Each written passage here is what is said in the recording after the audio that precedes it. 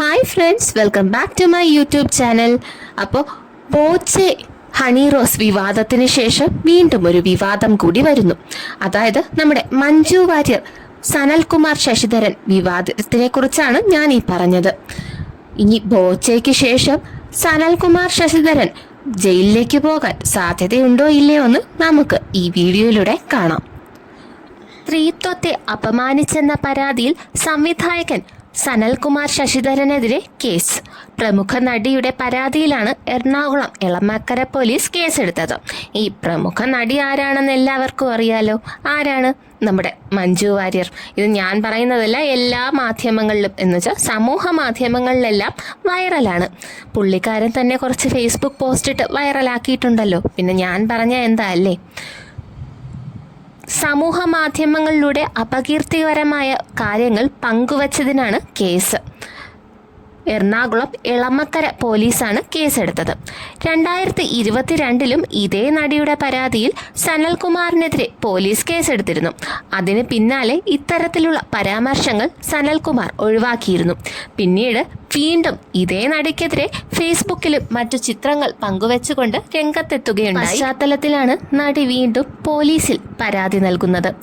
കമ്മീഷണർക്ക് നൽകിയ പരാതി നേരെ എളമക്കര പോലീസിന് കൈമാറുകയായിരുന്നു. സ്ത്രീത്വത്തെ അപമാനിക്കുക തുടങ്ങിയ വകുപ്പുകൾ ചുമത്തിയാണ് കേസ് രജിസ്റ്റർ ചെയ്തിട്ടുള്ളത്.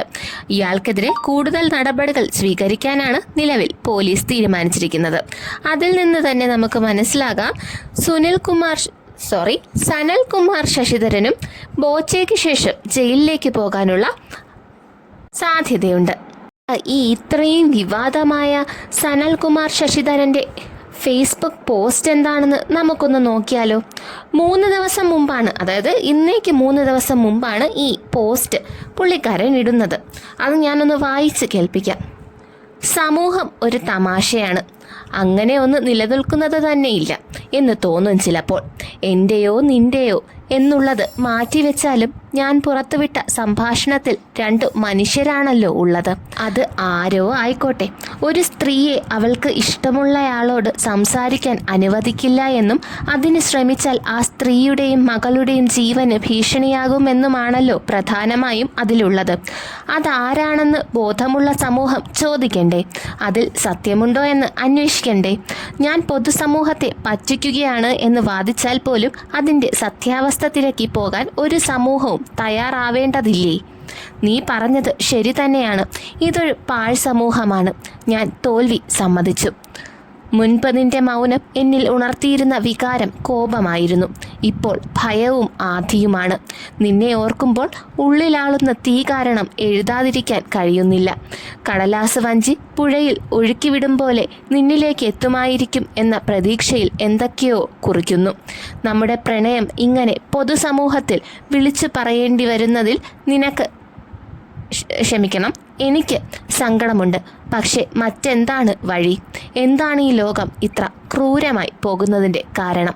എന്നിട്ട് മഞ്ജു വാര്യരുടെ ഒരു ഫോട്ടോയും കൂടി വെച്ച് പോസ്റ്റ് ചെയ്തിട്ടുണ്ട്. ഇതാണ് വിവാദമായ കുറിപ്പ്. ഇവിടെ സംഭവം മഞ്ജു വാര്യരും ഈ സനൽകുമാർ ശശിധരനും പ്രണയത്തിലാണ് അല്ലെങ്കിൽ പ്രണയത്തിലായിരുന്നു എന്ന തരത്തിലാണ് ഇദ്ദേഹം ഫേസ്ബുക്ക് പോസ്റ്റ് ഇട്ടിരിക്കുന്നത്. പ്രത്യേകിച്ച് ആ ലാസ്റ്റ് പാരഗ്രാഫ് അത് ഞാൻ ഒന്നുകൂടെ വായിച്ചുതരാം. നമ്മുടെ പ്രണയം ഇങ്ങനെ പൊതുസമൂഹത്തിൽ വിളിച്ചു പറയേണ്ടി വരുന്നതിൽ എനിക്ക് സങ്കടമുണ്ട്. പക്ഷേ മറ്റെന്താണ് വഴി? ഈ കണ്ടില്ലേ? അപ്പോൾ ഇങ്ങനെയുള്ളൊരു പോസ്റ്റൊക്കെ ഇടുമ്പോൾ സൂക്ഷിക്കണം. കാരണം ഇപ്പോൾ നമുക്കറിയില്ല സത്യം എന്താണെന്നുള്ളത്, അവർക്കേ അറിയുള്ളൂ. എന്നാലും ഇപ്പോൾ മറ്റൊരാളുടെ സമ്മതമില്ലാതെയാണ് ഇടുന്നതെങ്കിൽ സ്ത്രീത്വത്തെ അപമാനിക്കൽ തന്നെയാണ്. അപ്പോൾ പോലീസ് കേസെടുത്താൽ ബോച്ചയെ പോലെ കുറച്ച് നാൾ ജയിലിൽ പോയി കിടക്കാം. അപ്പോൾ എല്ലാവർക്കും എൻ്റെ വീഡിയോസ് ഇഷ്ടപ്പെടുന്നെന്ന് വിചാരിക്കുന്നു. ലൈക്ക് ചെയ്യുക, ഷെയർ ചെയ്യുക, സബ്സ്ക്രൈബ് ചെയ്യുക. Thank you for watching.